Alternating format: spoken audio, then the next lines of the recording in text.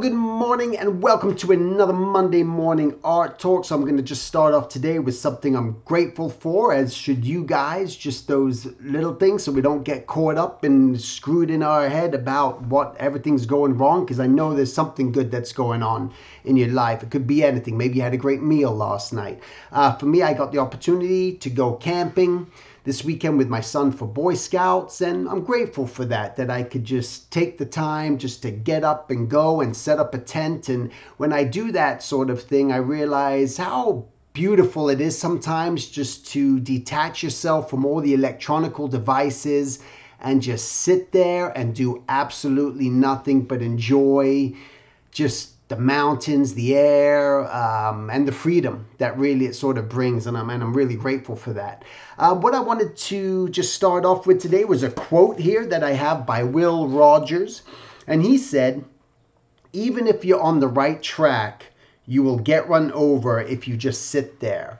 And that was like, wow, that's pretty true, because so many times you could be on that right track and you think you're doing all the right things.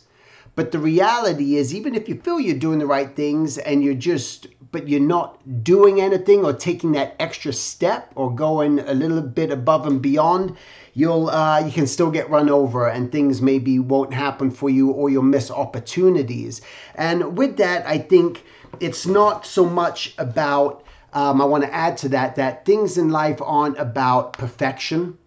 It's about progression. And what we do a lot of the times in our minds, I think we're just trying to think about, we got to get perfect at this. We got to get so much better. We got to be the best character designer. We got to be the best storyboard artist. We got to be the best. We got to be the best, trying to achieve that based on maybe a grading system. And the reality is, I've learned that so much of it is about just your persistence, that as long as you sort of like kind of keep going through that, those changes and whatever it requires, just to keep that progression moving forward, things can start to happen. And what I want to tap into with that is something that was raised a question today when I was just doing one of my Skype conversations, mentorships, with someone, where the question was, I feel that when I draw in my sketchbook, I have my sketches and I draw them and they're effective and they're looking good to me, but when I try to clean them up, I sort of lose everything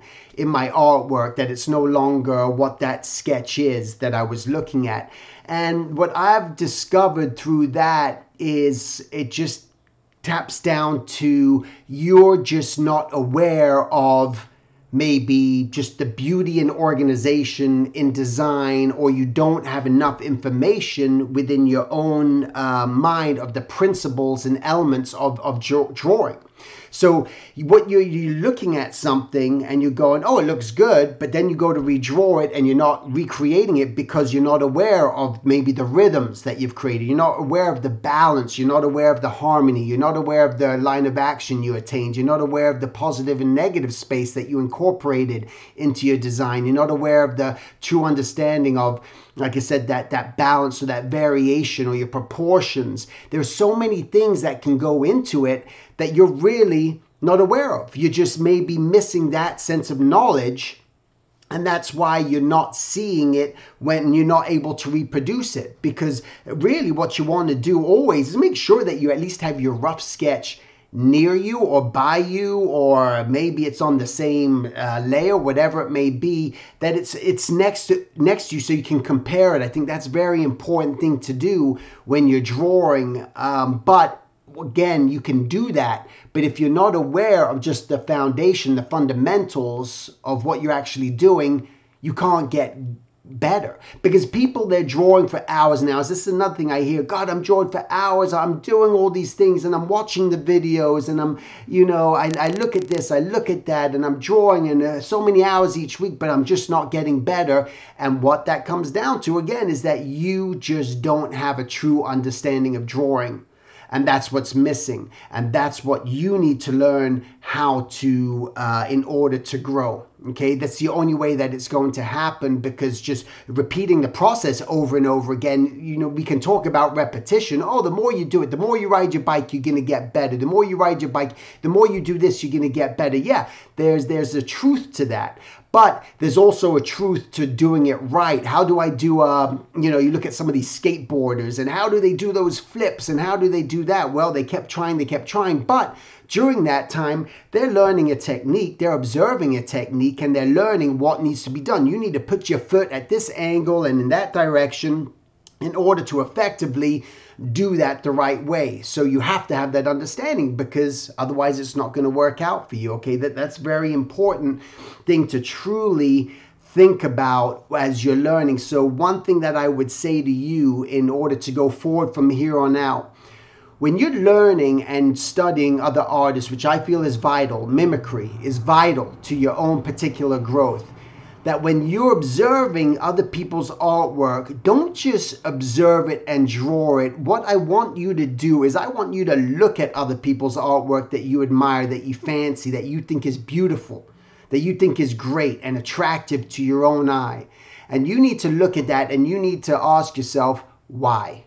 Why is this good? What is good about this? And then you start making those comparisons. That way you can look at a bad drawing and say what's wrong with that too. Because if you can't identify what's wrong with a bad drawing, you certainly can't identify what's right about a good drawing. All right. That's what I have to say today. I know this is a big problem. It's for that purpose that I've created a book on it, which won't be out till later this year, towards the end of the year. But I felt that so many people have this issue. I wanted to really explain that whole process of really learning how to see. And really breaking things up. So that's what I've been working on the side. But that's it. So thanks for watching. Have a good one, and I'll talk to you guys next week. Take care. Hello, this is Steven, and I just wanted to tell you about this cool thing that I'm doing right now through my website at silvertunes.com. It's a Skype mentorship. In a sense, what I want to do is just talk to you, meet you, tell me about things that are happening in your life, see if there's anything that I could do to help you. I can look over your artwork, do your portfolio, and just maybe try to push you in the right direction that you want to take your life and your journey. All right, so you can go to silvertunes.com, go to classes, click on mentorship, and you can learn all about it. We can try to arrange a time, set up a date. It doesn't matter where you live in the world. And I just wanted to make it just very affordable, just to open it up, because I love doing this. I love meeting people from all over the planet. It's a really cool thing, and with this technology, why not? So that's it. Thanks. Whoa! Hey! Go back. Go back. Go back. Great. Go back. Go.